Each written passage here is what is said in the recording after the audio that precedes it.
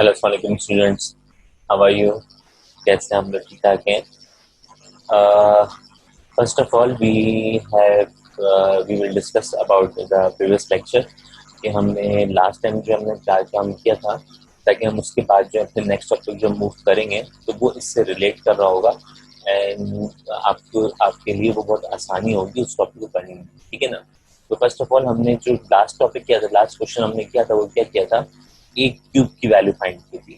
Find the value of A cube. If A की value is this, ए की value आपको मालूम है, यहाँ पे गिवन है क्वेश्चन के अंदर। आपको सिर्फ क्या मालूम करना है? ए क्यूब मालूम करना है। ठीक है, तो ए क्यूब को हमने कहा था जिसके ऊपर पावर हो, तो पावर रिप्रेजेंट करती है किससे? पावर रिप्रेजेंट करती है कि आप कितने टाइम्स उसको क्या करें, मल्टीप्लाई करें। तो इट्स मीन के the power of A cube is this, that A multiply by A multiply by A, A multiply by A multiply by A. It's mean they are 3 times in A. तो आपको क्या करना पड़ेगा? पहले दो को multiply करना पड़ेगा इन दोनों को। जब इनका आंसर आ जाएगा, फिर आप इन दो के आंसर को इस आंसर से क्या कर दोगे? मल्टीप्लाई कर दोगे। ठीक है ना? तो फर्स्ट वी फाइंड, हमने क्या किया था? हमने इसमें मालूम किया था ए स्क्वायर, और ए स्क्वायर के लिए हमने क्या कहा था? ए को ए से क्या करें? मल्टीप्लाई।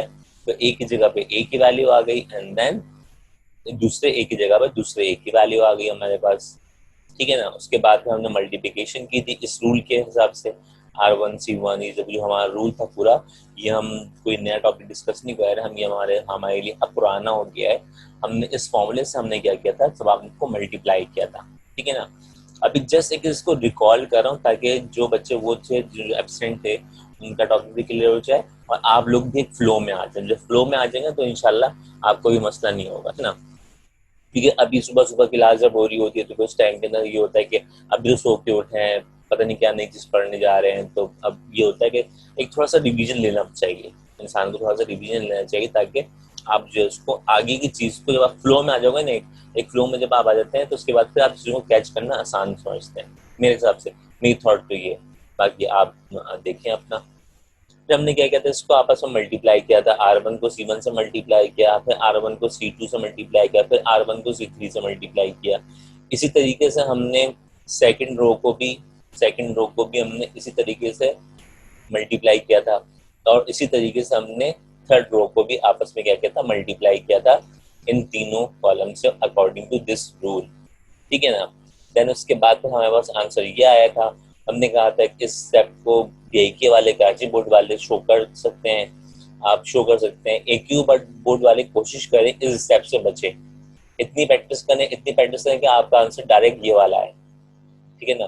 तो ये बहुत ज़्यादा इम्पोर्टेंट है मैटर, कि अगर क्वेश्चन की लेंथ आपकी ज़्यादा है तो इसका मतलब ये हुआ कि आपको कुछ चीज़ें डायरेक्ट करनी पड़ेंगी।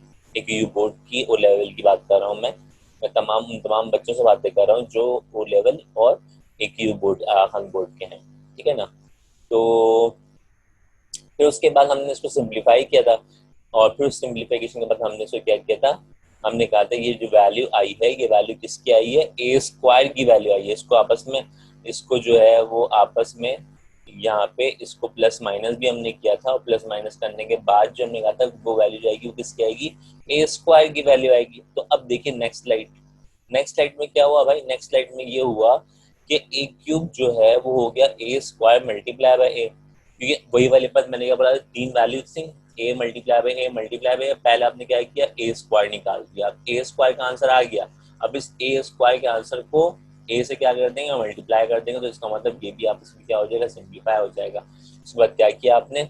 ए स्क्वायर का जो आंसर आया था आपका, आपने उसको भी क्या किया? आपस में इसी रूल के हिसाब से, बाय यूजिंग दिस फॉर्मूला, आपने इसी को फॉर्मूले को मल्टीप्लाई किया।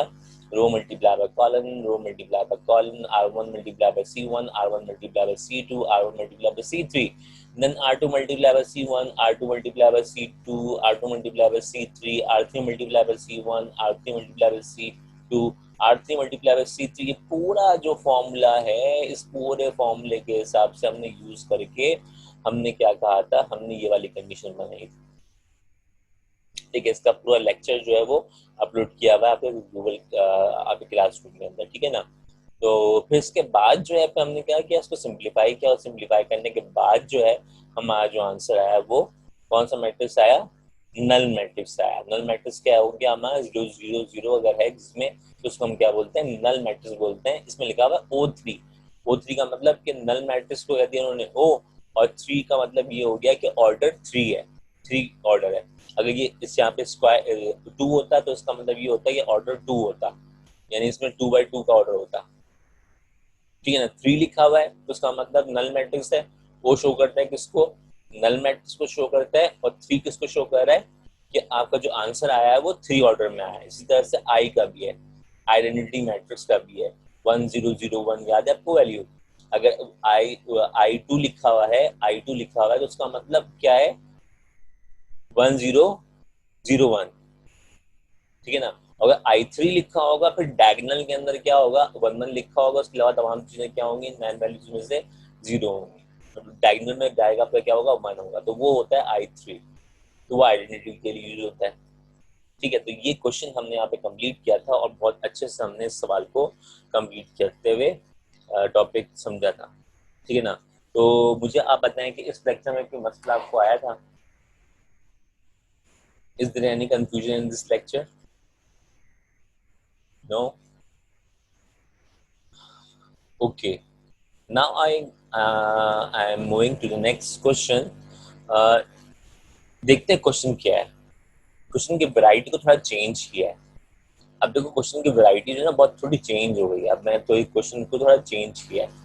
क्या किया मैंने, ये जो आपको टेढ़ा सा आई नजर आ रहा है ना, आप ये देखें मेरे स्क्रीन पे देखें, मेरे लेजर लाइट को, ये जो आई आपको थोड़ा सा टेढ़ा सा नजर आ रहा है, इसको बोलते हैं आयोटा।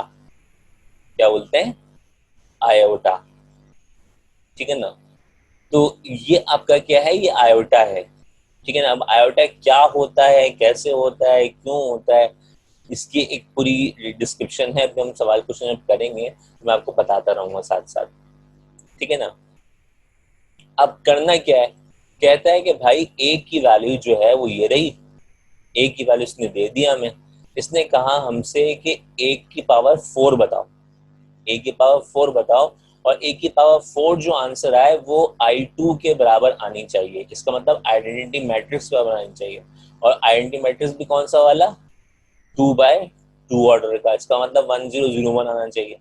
A4 का आंसर जो आए, यानी एक की मतलब एक को आपको कितने टाइम्स मल्टीप्लाई करना है, 4 टाइम्स मल्टीप्लाई करना है।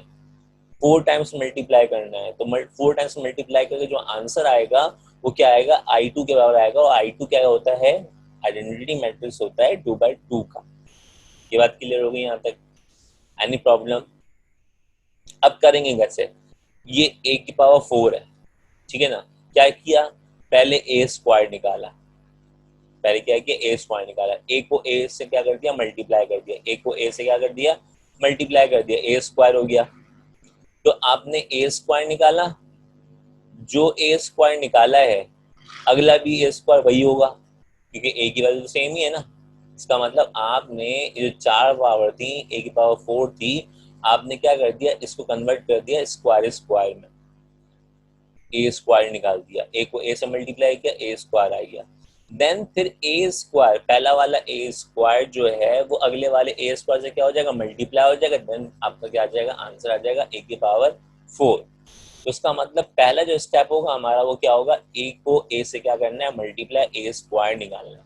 तो देखें आप स्क्रीन पे, आपकी वैल्यू यहाँ कॉपी हो गई। A square means A multiply by A, and then the value of a is placed on its side, and the sign of is this is dot is it's mean the multiplication। Multiplication, कोई sign नहीं बीच में आपस में, दूसरे ए की जगह पे दूसरे ए की वैल्यू आ गई। ठीक है ना। अब इसको आपस में क्या करना है, मल्टीप्लाई। अब मल्टीप्लाई कैसे करते हैं, फर्स्ट रो को फर्स्ट कॉलम से, फिर फर्स्ट रो को सेकंड कॉलम से। ठीक है ना। R1 को पहले दोनों कॉलम से मल्टीप्लाई करेंगे, एंड देन उसके बाद फिर R2 को मल्टीप्लाई करेंगे दोनों कॉलम से। ठीक है ना। रोज जब तक चेंज नहीं होती जब तक आप क्या करें, इसको मल्टीप्लाई ना करते। अच्छा पहले तो पहले ऑर्डर चेक किया करो। ऑर्डर क्या है, रूल क्या है, मल्टीप्लिकेशन का रूल क्या है, कि number of column in A बराबर होने चाहिए number of rows in B के। इसका मतलब number of rows columns of in A कितना है, 1 2, and the rows in B is are 1 2. इसका मतलब कि number of column is equal to number of rows in B. इसका मतलब मल्टीप्लिकेशन पॉसिबल है। मल्टीप्लिकेशन पॉसिबल है, फॉर्मूला अप्लाई किया और फिर इस फॉर्मूले के हिसाब से हम क्या कर रहे हैं, मल्टीप्लाई। तो अब करो मल्टीप्लाई। समझो ये आई है, आप समझो ये क्या है, ये आई है, लेकिन ये आई नहीं है, इसको क्या पढ़ते हैं, आयोटा पढ़ते हैं। समझो ये आई है, आप मल्टीप्लाई करो इस रो को इस कॉलम से मल्टीप्लाई करो, तो पहली वैल्यू क्या आएगी, आई को आई से मल्टीप्लाई किया, आई स्क्वायर हो जाएगा। ऐसे ही आई को आई से मल्टीप्लाई किया, अगर आप इसको आई पढ़ते हो, आयोटा नहीं पढ़ रहे, तो अगर आयोटा पढ़ो ज़्यादा अच्छा है। तो आयोटा को आयोटा से मल्टीप्लाई किया तो आयोटा स्क्वायर हो जाएगा। ठीक है, फर्स्ट फर्स्ट से मल्टीप्लाई होता है, सेकंड सेकंड से मल्टीप्लाई होता है।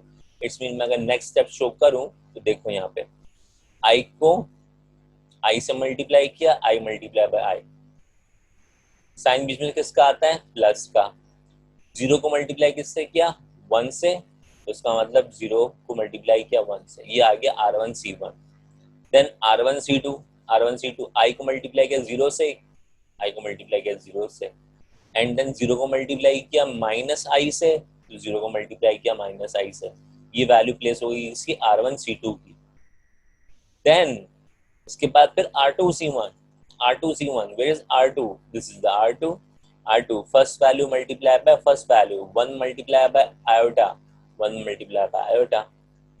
फिर साइन बीच में किसका आया, प्लस का आया, माइनस आयोटा को मल्टीप्लाई किससे करेंगे, वन से, तो minus iota multiply by one. दो साइन एक साथ नहीं आ सकती, इसलिए यहाँ ब्रैकेट लगाए, यहाँ पे कौन सा ब्रैकेट आएगा, कॉमन ब्रैकेट आएगा आपके पास। यहाँ तक क्लियर है ये। Next now we discuss about the second row, second column, second row, second column, 1 multiply by 0, 1 multiply by 0, minus and minus क्या हो जाता है, माइनस माइनस प्लस हो जाता है, लेकिन हमने माइनस आयोटा को माइनस आयोटा से मल्टीप्लाई कर, तो ये बात शो कर रहे हैं हम यहाँ पे। ठीक है, ये बात क्लियर हो गई, ये बात क्या हो गई, क्लियर हो गई। अब इसके बाद जब आपने मल्टीप्लाई किया तो आई से आई मल्टीप्लाई आउट हुआ, तो ये क्या हो गया, और वन जीरो वन जा जीरो, इट्स मीन यहाँ पे क्या बचा, आयोटा स्क्वायर बचा। यहाँ पे ये भी जीरो से मल्टीप्लाई हुआ, ये भी जीरो से मल्टीप्लाई हुआ, कंडीशन क्या हो गई, जीरो हो गई। सही है। फिर इसके बाद वन को आयोटा से मल्टीप्लाई किया, वन को आयोटा से मल्टीप्लाई किया, तो क्या आया होगा, आयोटा आया होगा। और फिर यहाँ भी प्लस माइनस माइनस, आयोटा को वन से मल्टीप्लाई किया तो माइनस का आयोटा आया, तो प्लस प्लस का आयोटा और माइनस का आयोटा आपस में क्या हो गया, कैंसिल हो गया, तो क्या बचा यहाँ पे, जीरो बच गया। नेक्स्ट वैल्यू, वन जीरो को जीरो से मल्टीप्लाई किया, जीरो हो गया, minus minus plus, iota square, iota को आयोटा से मल्टीप्लाई किया, तो ये क्या बन गया, आयोटा स्क्वायर। अब एक बात याद रखो यहाँ पे, ये है कॉम्प्लेक्स नंबर का टर्म की कंडीशन है, ठीक है ना। ये जो आयोटा है वो आयोटा है क्या, बेसिकली बस इतना याद रखो अपने आपके कोर्स के अंदर, जो आपका अभी इतना कोर्स है, इस कोर्स के अंदर आयोटा की मैं सिर्फ आपको इतनी वैल्यू बता रहा हूँ कि आयोटा स्क्वायर हमेशा बराबर होता है किसके, -1 के। आयोटा स्क्वायर जो है वो हमेशा मल्टीप्लाई बराबर किसके होता है, -1 के, ठीक है ना। तो जब भी कभी भी -1 आए तो आप उसको आयोटा स्क्वायर लिख सकते हैं, कह सकते हैं। और जब भी कभी भी आयोटा स्क्वायर आए तो आप उसको -1 लिख सकते हैं। तो दोनों कंडीशन डिपेंड करती है कि हम किस टॉपिक में बात कर रहे हैं। ठीक है, ये वाली बात क्लियर है। तो इसका मतलब देखो, अब देखो यहाँ पे क्या हुआ, आयोटा स्क्वायर, आयोटा स्क्वायर ऐसे ही है, आयोटा स्क्वायर कितना है, -1 आया, आयोटा स्क्वायर ये भी कितना है, -1 आया, ठीक है ना। ये वैल्यू जो आई है वो किसकी आई है, ए स्क्वायर की वैल्यू आई है। ये जो वैल्यू आई है वो वैल्यू किसकी आई है, ए स्क्वायर की वैल्यू आई है। तो इसका मतलब ये हुआ, अगर ए की पावर 4 को तोड़ा जाए तो ए स्क्वायर और ए स्क्वायर में ब्रेक कर दिया, ए स्क्वायर और ए स्क्वायर में ब्रेक कर दिया, तो इसका मतलब ए स्क्वायर को ए स्क्वायर से मल्टीप्लाई कर दें तो फिर हमारे पास आंसर जो है वो ए की पावर 4 आ सकता है। यहाँ तक की बात क्लियर हो गई। ए स्क्वायर को ए स्क्वायर से मल्टीप्लाई करें तो हमारे पास ए की पावर 4 का आंसर आ सकता है, ठीक है ना। तो अभी ये जो आंसर आया वो किसका है, ए स्क्वायर का। क्या इसको इसी से मल्टीप्लाई कर दें तो वो ए की पावर 4 हो जाएगी। ये ए स्क्वायर की वैल्यू है, इसी को इसी से मल्टीप्लाई कर दें तो ए स्क्वायर की वैल्यू हो जाएगी। देखें चेक करते हैं आगे। हमने कहा A square multiply by A square, A की पावर 4 को ब्रेक कर दिया, A square multiply by A square के अंदर, तो ए स्क्वायर की जगह पे ए स्क्वायर की value and then A square की जगह पे ए स्क्वायर की वैल्यू, इसको इसी से क्या करना है, मल्टीप्लाई करना है according to this formula, according to this formula. अब इस फॉर्मूले को यूज करते हुए सिंप्लीफाई किया तो आपने फर्स्ट रो को मल्टीप्लाई किया फर्स्ट कॉलम से, माइनस माइनस क्या हो जाएगा प्लस, वन वन जा वन, ये माइनस वन मल्टीप्लाई किससे हुआ, माइनस वन से हुआ, जीरो मल्टीप्लाई किससे हुआ, जीरो से हुआ। फिर यही रो मल्टीप्लाई हो रही किससे, सेकंड कॉलम से, माइनस वन को मल्टीप्लाई किया किससे, जीरो से, जीरो को मल्टीप्लाई किया किससे, माइनस वन से। फिर सेकंड रो को मल्टीप्लाई करेंगे फर्स्ट कॉलम से, यानी जीरो मल्टीप्लाई होगा माइनस वन से, जीरो मल्टीप्लाई होगा minus one, and then minus one multiply किससे होगा, जीरो से, तो minus one multiply by zero. फिर सेकंड रो सेकंड कॉलम, इसका मतलब zero multiply by zero, zero multiply by zero, minus one multiply by minus one, minus one multiply by minus one. यहाँ तक कोई मसला, कोई कंफ्यूजन, कोई टेंशन, सब क्लियर है, ठीक है ना। अब जस्ट वो सिंप्लीफाई कर दो, अब सिंप्लीफाई करो तो ये जीरो जीरो आपस में मल्टीप्लाई वो खत्म हो गया, ये माइनस माइनस क्या हो गया, प्लस हो गया, वन बचा यहाँ पे दिया वन, ये हो जाएगा भाई आपका जीरो से वन, जीरो को मल्टीप्लाई किया माइनस वन से जीरो, जीरो को मल्टीप्लाई किया माइनस वन से क्या हो गया, जीरो, जीरो प्लस जीरो क्या हो गया, जीरो हो गया। यहाँ भी वही बात, जीरो से मल्टीप्लाई हुआ माइनस वन, जीरो हो गया, माइनस वन मल्टीप्लाई हुआ जीरो से, तो इसका मतलब ये भी क्या हो गया, जीरो हो गया। इसका मतलब जीरो प्लस जीरो, ये आ गया जीरो। नेक्स्ट टर्म माइनस, ये जीरो मल्टीप्लाई बाय जीरो, तो जीरो हो गया, लेकिन माइनस माइनस क्या हो गया, प्लस, और वन वन जा वन, तो यहाँ पे जीरो प्लस वन क्या हो गया, वन हो गया। तो देखो चेक करो क्या ए की वैल्यू, ए की पावर 4 की वैल्यू आपका ये आइडेंटिटी मैट्रिक्स बनाया, और वो भी कौन सा, टू ऑर्डर का, इसलिए आप क्या शो किया था, I2, hence proved। क्लियर है बेटा, any problem in here, you can discuss with me on your chat box।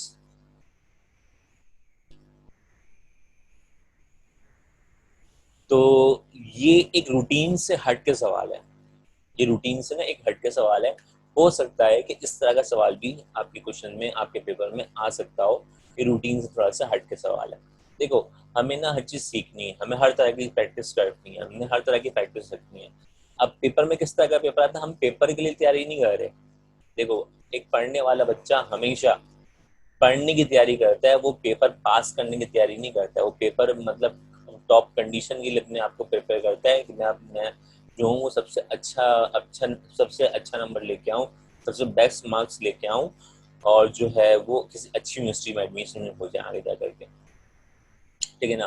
तो this is the best way कि आप हर तरीके से तैयारी करें अपनी, और जो है फिर जो भी प्रैक्टिस आपको कहा जाए वो हिसाब से चलते रहें। आप जिस डायरेक्शन में मैं लेके जा रहा हूँ उस डायरेक्शन को फॉलो करते रहें। टीचर्स की हर टीचर की अपनी इंस्ट्रक्शन होती हैं, उस इंस्ट्रक्शन को आप क्या करें, फॉलो करें, तो इंशाल्लाह ताला अजीज आप जो है वो कभी भी नाकाम नहीं होंगे, ठीक है ना। इंस्टीट्यूट जो है वो हर इंस्टीट्यूट अपने स्टूडेंट्स के लिए काम कर रहा है, हर टीचर अपने स्टूडेंट्स के लिए काम कर रहा है, तो आई थिंक सो कि टीचर्स बहुत एफर्ट कर रहे हैं आपके लिए, ठीक है। तो थोड़ा सा ख्याल अगर आपके पास हो तो करें आप, और फिर जो है कोशिश करें पेपर में अच्छे से अच्छे मार्क्स लाने की, ठीक है ना। तो इंशाल्लाह नेक्स्ट क्वेश्चन, नेक्स्ट क्लास में जो होगा हमारा वो नेक्स्ट टॉपिक होगा। मेरी कोशिश होती है कि मैं एक टॉपिक एक ऐसी तरह से करा दूं कि उस तरह का कोई भी सवाल जैसा भी आ जाए वो क्या कर सके, आप उसको सिंप्लीफाई कर सकें, ठीक है ना। तो वैरायटीज मैं तभी लेके आ रहा हूँ, मैं वैरायटीज जो लेके आ रहा हूँ वो तभी लेके आ रहा हूँ कि क्वेश्चन कुछ डिफरेंट टाइप के जो क्वेश्चन होते हैं वो आप कर सकें। अगर कभी इस तरह कंडीशन का सवाल आ गया तो फिर वहाँ फंसे नहीं, वहाँ आपको पता है कि आंसर करने की बात बोली थी, वो क्लिक कर जाएगी फोन और फिर आप उसको वहाँ से सिंप्लीफाई कर लोगे। ठीक है बेटा, चलें। Thank you so much for watching and remember me in your prayers because I need of your prayers. Thank you so much and take care. अल्लाह हाफिज। मैं यहाँ से ख़त्म कर रहा हूँ, स्टॉप कर रहा हूँ। Take care. अल्लाह हाफिज बेटा, अपना बहुत ज़्यादा ख्याल रखिएगा।